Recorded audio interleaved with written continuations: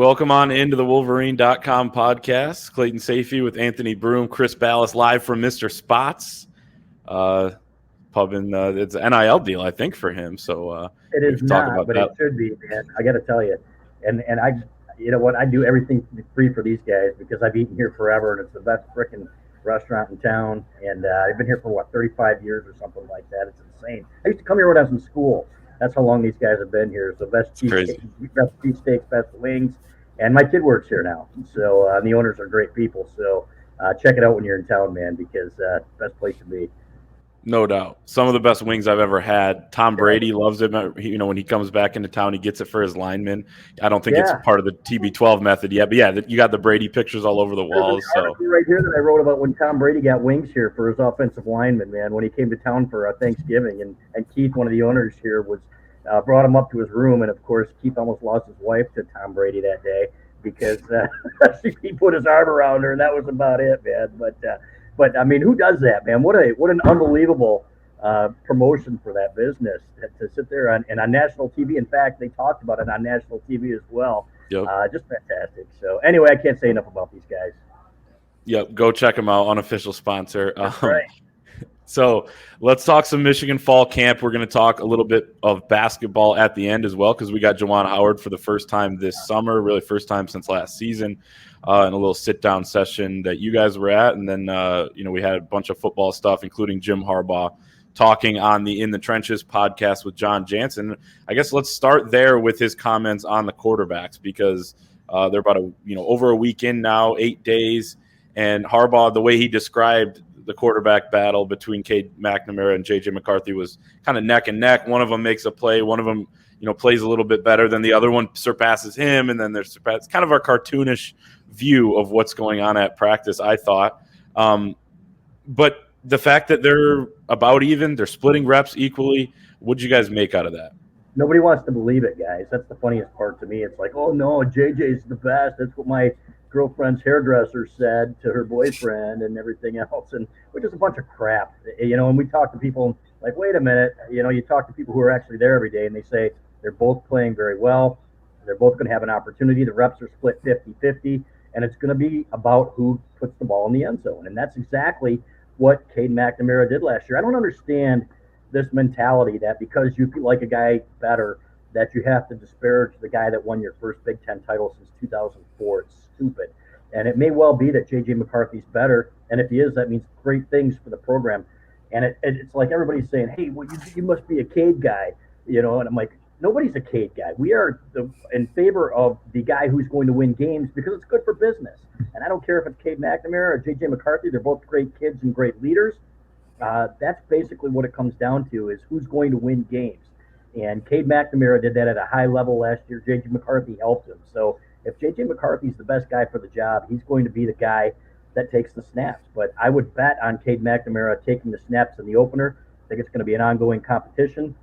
But I take Jim Harbaugh at his word because when he says somebody leads going into, at the end of spring or going into fall camp, he means it. He's not lying. So there's no reason to not take him at face value on this. And that's exactly what we've heard behind the scenes as well. That's that you've got two really good quarterbacks here with different skill sets, AB. But one of these guys is going to probably end up playing more. We'll see who it is probably after the non-conference part of the season. Well, you have to let it play itself out. And Harbaugh had said sometimes that happens in the first 7 or 8 practices. Sometimes it goes into the non-conference. And this is one to me. This is, first of all, I've been hesitant to draw a line in the sand all offseason because there is no bad option here. Because in one corner, you have a guy who, like you said before, Cade McNamara led you to a Big Ten title.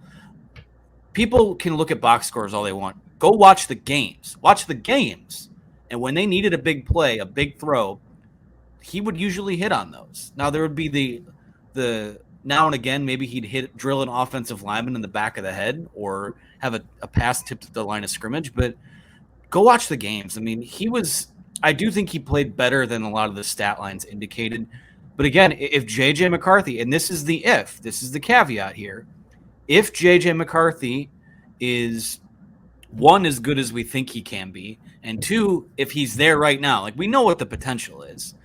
If he's there, then yeah, the best guy is going to win the job. I don't think it's not a hot take to say you can build on what you did last year with either guy. With Cade, it would be a addition onto the foundation that was set last year. Whereas if it winds up being JJ, then your offense can have a little bit of a different look. You have a threat of a running quarterback. You can put guys like Donovan Edwards and Blake Corum on the field at the same time, and all of a sudden it's a chess match. So again, if JJ McCarthy is what people purport him to be or what he can be, then he will win the job. And if Cade McNamara is better in camp, he'll win the job. And if he's better in the non-conference, he'll keep the job. I don't think it's that complicated, honestly. So there's always the people that say there are politics being played. To me, the politics of it all would be, the conspiracy brain would be, if there was some kind of political thing going on, they'd be giving the 5-star guy, every advantage to win the job. And it's not that. If JJ McCarthy wins this job, he's going to have to, if not be close, just straight up take it from Cade McNamara. And that's where I see it right now. Jim Harbaugh wants to win games, Clay. This just in, right? So if he plays Cade McNamara, he believes he gives him the best chance to win games. Right. And that's what it's going to be about. There's pluses for each guy, and that's why they're both likely going to play a lot, especially earlier in the season, as you mentioned, Chris. I agree with that this thing's going to go into the year. He said typically you see that separation 8-9 days into training camp, but when you don't, then you're going to extend this thing. And as we've talked about a million times all offseason, that schedule, sets up really nicely for them to be able to keep that thing going. How about this, though? When you see all the people online saying, well, if they're even, and I think somebody at some point will take that step and be the number one guy, at least for the time being. But let's say they're even, on game week, and you got to name somebody on Monday, or maybe you don't, but theoretically, then people are saying, oh, well, it's got to be JJ McCarthy, because if they're even, then it's his potential. But you can counter that with saying, well, if they're even, why not go with the guy that has the most experience in games, because this is just practice at this point. What do you guys say to that? It's a good problem to have, is what I say. Yeah. And one thing you don't want to see is it become a Brady Henson type thing where, okay, you need time, guys, to get a couple series in to get hot, right? And that's the thing that I think a lot of people don't realize about the Brady Henson thing. Maybe Brady had a bad quarter. I go back to Syracuse in 1998, I think it was, when Drew Henson started the second half. Might have been 1999 on the road, actually. And it's like, okay, Tom Brady had a bad quarter, or he had a bad quarter at Michigan State. Then he comes in the fourth quarter and he heats up and he almost leads a comeback, But I don't see Jim Harbaugh doing that, just because he knows the quarterback position and he knows how it works with quarterbacks, and that you need some time there, fellas, to get into a rhythm, or maybe to break something down and what's going on in defense. So that's what I don't want to see. I could see a situation where, okay, McCarthy comes in and he is playing so well that you stay with him because he's got the hot hand, especially if McNamara is struggling early or something like that. But to me, I really firmly believe we're going to see one of these guys emerge over the other one, and the other guy will still have a role. That's the way I see it right now. And in this day and age, and I've said this on so many radio shows right now, you need two quarterbacks, fellas. If somebody were to go down, look at what happened, for example, Dylan McCaffrey a few years ago. Look at what has happened to most quarterbacks at Michigan over the last 10 years. Guys get hurt. You need another guy to go in there. So these guys need to stay sharp no matter who wins the job, and they're going to need both of these guys at some point during the year, especially if they want to compete for a championship, is the way I see it. Yeah, it's an obvious strength of the roster. I know the old adage is if you have two quarterbacks, you don't have one, but that's not how it is in college football. Injuries happen all the time. There are different things you can use. We saw it last year. You had two quarterbacks last year, and you could deploy the other guy to give the defense a different look and give your offense, a different wrinkle that it could throw at teams. So I've gone back and forth on if all things are equal. I think before I was kind of more in the camp of if it's equal, you just go with the guy that got you there. But to me, if it's truly equal, which means that JJ McCarthy is consistently leading scoring drives, he's not taking sacks, he's not turning over the football. If it is equal, I really would lean towards the guy that can do some different things there. And let's call a spade a spade. If JJ McCarthy wins the starting quarterback job, what is the wrinkle that you get from Cade McNamara coming into the game? He's just going to keep running the offense. He'll make the throws that are asked of him. So it's a slippery slope too, because if at some point this year, whether it's the opener, whether it's halfway through the season, whether it's late in the season, once you go to JJ McCarthy as your guy, I don't think that's one of those you can't put toothpaste back in the tube type of situations, in my opinion. So again, it's all things being equal. I think if all things are equal, that means that JJ McCarthy is playing pretty darn well in camp and has made up a lot of ground from the spring because he didn't throw it all. So I would kind of lean that way because when you look at what this team, and it also does depend on what this team wants to do offensively. We know that the quarterback is going to have to shoulder a little more of the load because of the talent you have with the pass catchers. I don't think they're going to want to run the football, but I don't think they'll be as much of a smash mouth team as they were last year. Right. It's going to be that way by default because you don't have Hassan Haskins. But again, if I have that chess piece and he's ready to go and he can be this probably isn't an apt comparison, but the Michigan models itself in a lot of ways after the Baltimore Ravens. If you think that JJ McCarthy can come in and be your Lamar Jackson, then if all things are equal, you got to roll the dice and take the shot on it. In my opinion. And let me run this by you guys. And Clay, I want your opinion too. Is that okay? You don't have a Hassan Haskins on short yardage when it's 3rd and 2. And how many times did he break tackles and get first downs when maybe he shouldn't have? And if you don't have that big back, and they keep saying, is it going to be Quell Mullings? Is it going to be Alex Orji? We've heard could be an option. The freshman quarterback, maybe hopefully not in Wildcat guys, so that they're telegraphing things. But if you have that read option on 3rd down, that's something that you might need. And that's where I can see Jim Harbaugh saying, okay, we need one more threat out there. If we don't have this big back, you know what? Maybe we need a little bit more of the element of surprise or another option to have there to pick up a 3rd down and 2 or a 3rd down and 3. And then maybe J.J. McCarthy is that guy. So I think that's where he has an advantage. And I think that's why eventually McCarthy could win this job. Which is funny, I say that. I say it wouldn't surprise me at all. And then, of course, people on message boards or on their blogs say Ballas says that JJ's going to win the job. No, I don't. I'm saying it's a possibility, and it wouldn't surprise me. The one problem I have in all of this, Clay, and you can come back to that too, is that as people just not giving McNamara his due for what he accomplished last year and saying they want him in spite of him, which is one of the dumbest takes I have ever seen on any message board ever. So, but I can see J.J. McCarthy come through possibly and be the starter because of that option, because they need his feet. 100%. Cade McNamara deserves a ton of credit. And the kid's also, 22 years old? He's getting better himself. There are tons of guys in the NFL 10 years older that got better from last season to this year, and we'll see that obviously. So he's going to improve. He talked about the ways in which he improved when he was speaking at Big Ten Media Days. But you're right. I think with the lack of the short yardage guy, two things about that is, one, I could see them going to a Quell Mullings, and I think he can play that role at times.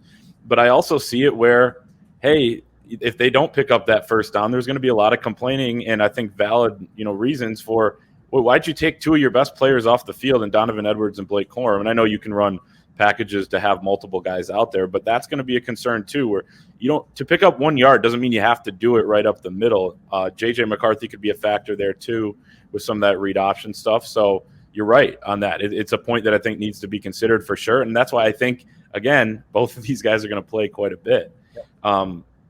Anything else on the quarterbacks before we talk about wide receivers really quick, because Jim Harbaugh had a comment that popped there, and then I want to talk about the defense for sure. But anything else on the QBs? No, let's talk about those receivers. Really quick, I will just say, you know what the best part about it is?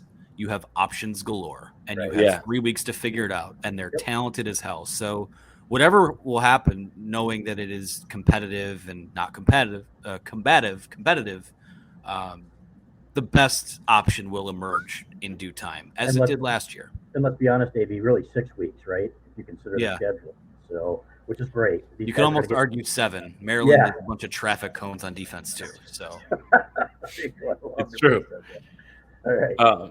And part of that is that you have such, so much talent around those quarterbacks. And it kind of reminds me. So the highest expectations going into this year for Michigan since 2019, when I think in hindsight, I laugh thinking back at how much we thought that wide receiving core was going to be, or at least I did, so good. And it was on paper. You had Donovan Peoples-Jones, Tariq Black, okay, he's healthy now. You had Nico Collins, who I thought, maybe should have got the ball more. You also had Ronnie Bell, who led that team in receiving, which is just hilarious to think back at. But now, in hindsight, again, laughing at that, but also thinking ahead to this fall and what they have at wide receiver this year, and coupled with what they have at both tight end and running back, it is exciting. Ronnie Bell's back, healthy. Cornelius Johnson led the team in receiving last year. You saw Roman Wilson come down with some huge catches, 3 touchdowns for him. Andrell Anthony, I think, has a chance to be a star here for the next few years. Excited to see how he's going to do. But this is the best wide receiver group Jim Harbaugh thinks he said it has a chance to be the best he's had here. Chris, a couple questions. One, just talk about those guys. And two, best since when for you? I know he was talking about his tenure, but I guess where do you see that stacking up with some of the other great ones? It has the license and the ability to be the best since 2006 or so. When they had Preston Avant, Braylon Edwards. I don't know if they have anybody of the Braylon Edwards caliber. But they have enough of those guys where, you've got basically like lines in hockey. You can take 3 out and put 3 in, and you're not going to get a whole lot of drop off. And another one of the dumber arguments that I hear is that Ronnie Bell is this possession guy that, this is a guy that he can get that, to catch the 5-yard pass, and his average might not be huge or whatever. But this is a guy who started showing last year, albeit against Western Michigan, that he's a legit deep threat. We've seen him make the one-handed catches. We've seen him make the big catches. He's only gotten better and better. Remember, this kid was a basketball player first who happened to play football, and now he's a football player. He's going to be playing in the NFL, fellas. For anybody who believes he's not, you're stupid, because this guy can flat out play. And there's a reason that even the video guys, when he first got there, and I kept asking all these guys, not the video guys, but some of the guys were at practice, and I'd say, hey, what about Donovan Peoples-Jones and Tariq Black? I want to hear. But he goes, who I like best is Ronnie Bell, because he gets open, he's consistent, and they look for him because he's always in the right spot doing the right thing. I love that kid. I really think, he epitomizes what this team is and what Jim Harbaugh wants his team to be as a captain and a leader. And I think having him back, what an embarrassment of riches. So, I always forget about Cornelius Johnson, the guy that led the team in receiving last year, because, he's not flashy. It's not always sexy with him, but he's made some huge plays. Remember Wisconsin a few years back, and then Ohio State last year. So they've got all kinds of guys out there that, and Eric All, look at tight end, Luke Schoonmaker. So Donovan Edwards, to me, is one of these guys that is going to catch, 30 balls out of the backfield, or maybe even line them up in the slot. So that's why, from what we're hearing, they're going to look to explore passing a little bit more this year, because A, you don't have Hassan Haskins, and B, you've got so many weapons that you got to use them flat out. So love this crew. I think it is the best since that 2005, 6, 7 group, and I think that they're gonna do some big things this year. I would echo all of that. I mean, I can't think of one. I mean, they've had guys that were talented. I mean, there's no reason that the 2018, 2019 room couldn't have been that good, but for reasons unbeknownst to us, and actually known by some of us, it didn't pan out that way. The thing I think this group has the most going for them, just aside from the depth and the amount of guys you have. I mean, let's call a spade a spade. I think I've said that a few times today. Oh well, but it's not Chris Olave, Jackson Smith and Jigba, Garrett Wilson, but it's 5 or 6 really quality guys. And I think that the thing that is working most in their favor is, for the first time in 4 or 5 years, they have a dedicated position coach. Ron Bellamy is a guy who's played the position. He is, Josh Gaddis was kind of splitting time there. I don't know. I don't think those guys were really getting the skill development and training that they probably should have gotten the last couple of years. But, they have a guy who Ronnie Bell is basically a coach on the field. You almost have like 2 coaches that are there overseeing this room of deep, really talented guys. And, I'm not even ruling out, we've talked about Darius Clemens. I mean, guys like Amorian Walker and Tyler Morris, those are guys that, I mean, I wouldn't be surprised to see them get a look at some point this year, especially in these non-conference games. So, yeah, it is super deep. It is super talented. It almost, everything kind of intertwines when we talk about the quarterbacks, the offense. There's very little excuse for whoever's back there at quarterback not to succeed passing the ball, because you can go, I mean, at worst, 3 or 4 deep at wide receiver. You do have 2 really good tight ends. You have 2 backs that are capable of catching the football. I think you have a back that's probably going to be one of the best pass-catching backs in college football. So, yeah, this group is I hesitate to say loaded. It looks really good on paper. Loaded, Yeah. we'll see what the production looks like. But it's all, to me, from a skill position standpoint, this is as stacked as at every position as they've been under Jim Harbaugh. Yeah, and I love that you brought up Bellamy and Clay. I can't tell you how highly I think of him, and you beat me to it because when I got done talking, I was like, hey, that's a point that I didn't make. Figures that AB would follow up on that because that is absolutely astute.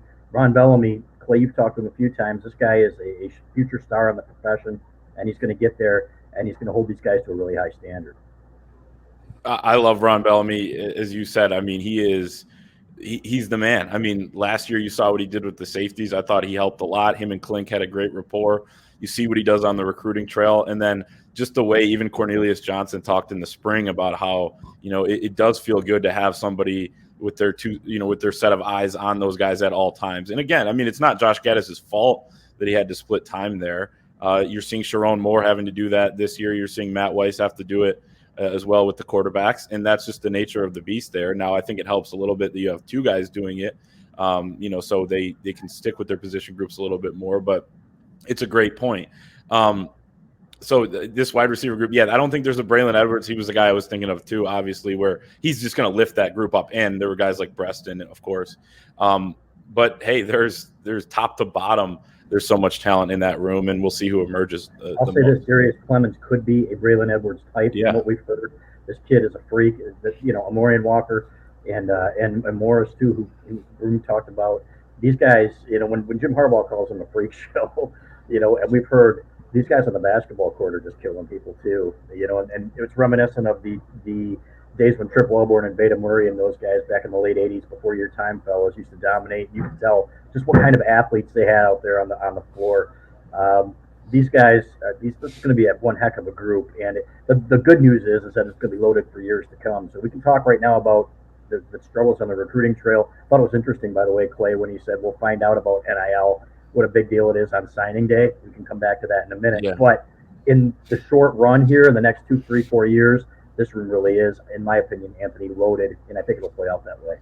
I'm not going to put the Braylon Edwards tag or comparison on Andrew Anthony either, but I think he has a chance to be a total game breaker. I don't know that he'll get to that total All-American level, but in terms of potential, to me, for what I've seen early, I like it a lot, especially with that speed and the ability to go up and get the ball. Let's move over to the defense because, you just feel better and better about this group, and part of me is a little hesitant because a lot of it is talk. But when you see Mazi Smith look like an absolute house at Big Ten Media Days, and you see that he's the number one freak in college football, and that Michigan has 4 of those guys, 2 of them significant contributors with DJ Turner at corner as well. We can get to that freak list. But in terms of the defense, the no-star defense that Jim Harbaugh keeps talking about, it's not just that there's no, Aiden Hutchinson over there. It's a mentality from these guys. When you hear Mike Morris talk about how Mazi Smith is constantly saying that this is going to be a cohesive unit, they want 11 guys running to the football, 4 guys rushing the passer up front, not 2. And those were his exact words. And it's not shade at the 2 guys, Aiden Hutchinson and David Ojabo from last season, but it's a recognition that they're going to need everybody this year. And it's a rising tide lifts all boats. I think this defense has a lot of talent that just hasn't proved it yet, and they can this season. You hear Jesse Minter talking about how one of his pillars of his defense is obnoxious communication. Steve Klinkskill said it's very obnoxious. Luke Schoonmaker from the other side of the football said it's very obnoxious. They're screaming at each other, but he loves it because he knows that they all know where they're going, and that's the number one thing Klink said. And then you can communicate it in that way. There's some talent there, and it seems like they're coming together. And the way Minter he wouldn't talk about some tweaks and some different creative things he's going to do, but he said that he has them in the arsenal, and I thought that was exciting. A few things, and I wrote about this in the 3-2-1 column, and then Anthony actually wrote a column about it too. There are stars on this defense. They just haven't emerged, and they haven't had a chance. Junior Colson's going to be an All-American here, in my opinion. Mazi Smith looks like an SEC defensive tackle now, and that's something that Michigan hasn't had in a long, long time, fellas. Chris Jenkins, Clay and I saw him at the Ford Museum eating a protein bar, said he was up to 288. Now he's about 290. These guys are hungry, too.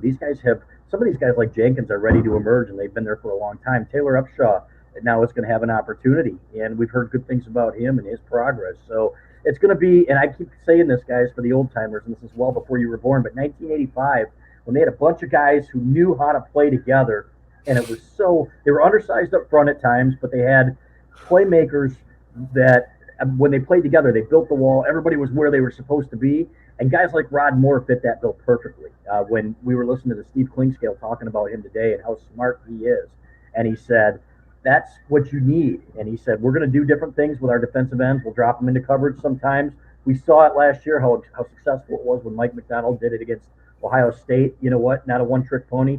And there was no question that they were confused at times. Still threw for 400 yards, but there were some tough plays that they had to make to get there. So I love this defense. I think the linebackers have a great opportunity to be better. I think there's more athleticism there. Mike Barrett looks like a house. I think Kyle Green, Junior Colson's going to be a star. I think DJ Turner's going to be a star.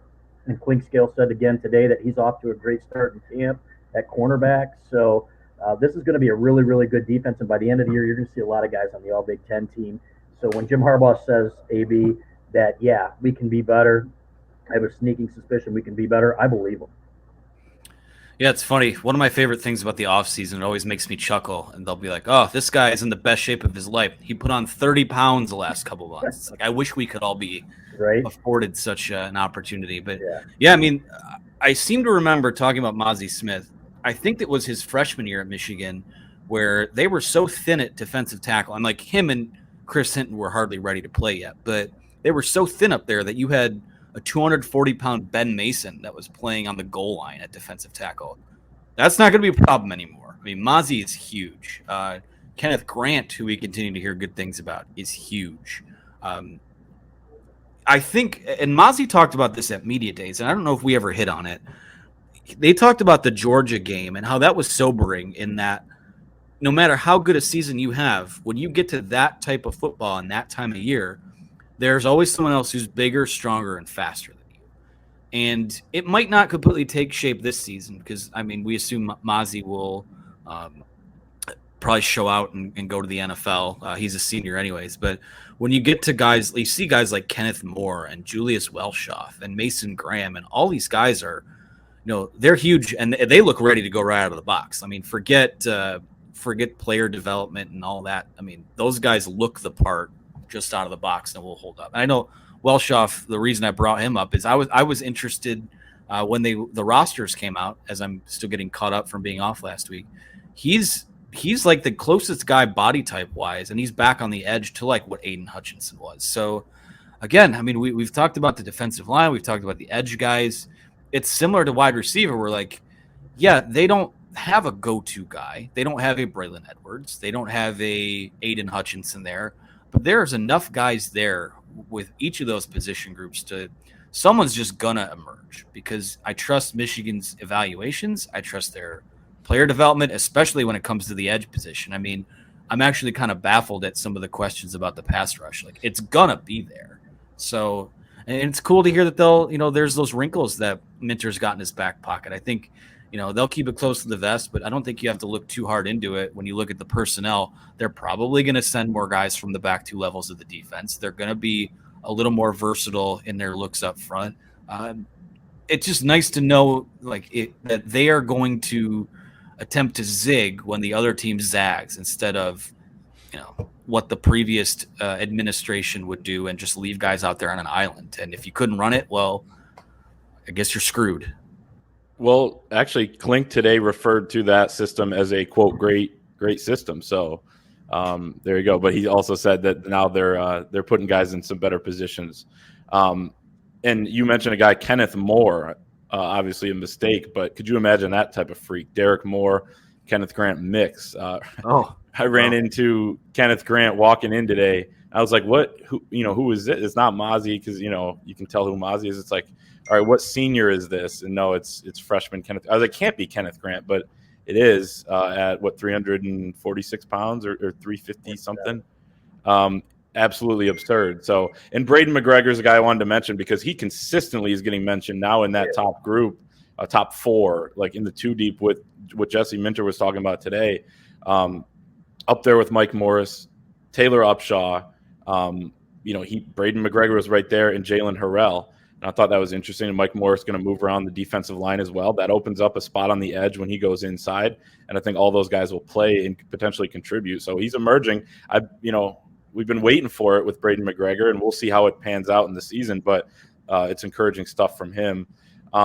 Let's move to NIL and Juwan Howard with the quote. I was a little bit surprised, I guess, not being there and being over on the football side of things. Then you get that quote. I was like, wow, okay. Not knowing the scene, I was a little surprised at what that quote was. But saying, as Michigan, as an athletic department, we need to be better. He talked about how they don't have a collective. We hear a lot about recently the Champion Circle Collective, which came together in June. They're doing great things, and I like their vision on the football side of things, but they haven't expanded to other sports yet, and the basketball team doesn't have a collective. So very, very interesting. And when we talk about these teams, we talk about football, basketball. Culture is so important, and everybody rowing in the same direction. But right now it feels like there's a disconnect, and that's concerning. We're going to do this real quick because my wings are up here at spots. So I know we've been going for 31 minutes, fellas, but it didn't surprise me. And we wrote an Inside the Fort that several weeks ago, probably a couple months ago now, maybe 3 months ago, a lot of coaches had met with the AD and said, this is not good enough. And you're leaving us hanging out to dry here. And it wouldn't surprise me at all. And we're neither confirming nor denying that Juwan Howard was one of them, but AB was there. And when he was asked specifically if he'd expressed his concerns, he was nodding like crazy. And he said, absolutely, I have. And so you can tell. And what I loved about it was he said, this is going to be a storyline, but that's okay. It's probably a good thing. In other words, people need to know, man, we're behind a little bit and we need to get caught up. And I think with the new president, it's funny. People are saying, oh, this guy's not going to be a game changer. I disagree completely. This is a guy who did unbelievable things at Cincinnati. And when I heard his name initially as being the guy and saw what he had done and his commitment to athletics at Cincinnati, I said this is going to be a potential game changer. So he's going to hold people accountable. He wants to know already from what we've heard, what's Michigan doing on the NIL side of things to be competitive. And he wants to, I wouldn't call it pushing the envelope because in this day and age, guys, let's be honest, it's passing envelopes. But I think that he wants to make sure that Michigan's doing everything in its power to be competitive and to have that competitive advantage that comes with being a huge brand like Michigan, number one. But number two, there's absolutely no reason that you should be being out-recruited by really anybody in the Big Ten except for Ohio State, which does things a little bit differently. So I was thrilled that he said it. He doesn't make any excuses. That's what I love about Juwan Howard. And he went out to France and got Youssef Kayat. And you know what? He says, let's go. Let's roll. So, but you're going to see this thing get better. I don't think there's any question. And I think in large part because of the president, and in large part because guys like Juwan Howard care too much to see it go by the wayside. Yeah, what I thought was interesting about it, too, is I could be wrong on this, and I could misremember something that maybe Jim Harbaugh said. But to me, it was probably the strongest coaching voice at Michigan that's kind of come out so far. Be like, hey, you know what? We are behind, and we need to get our crap together here.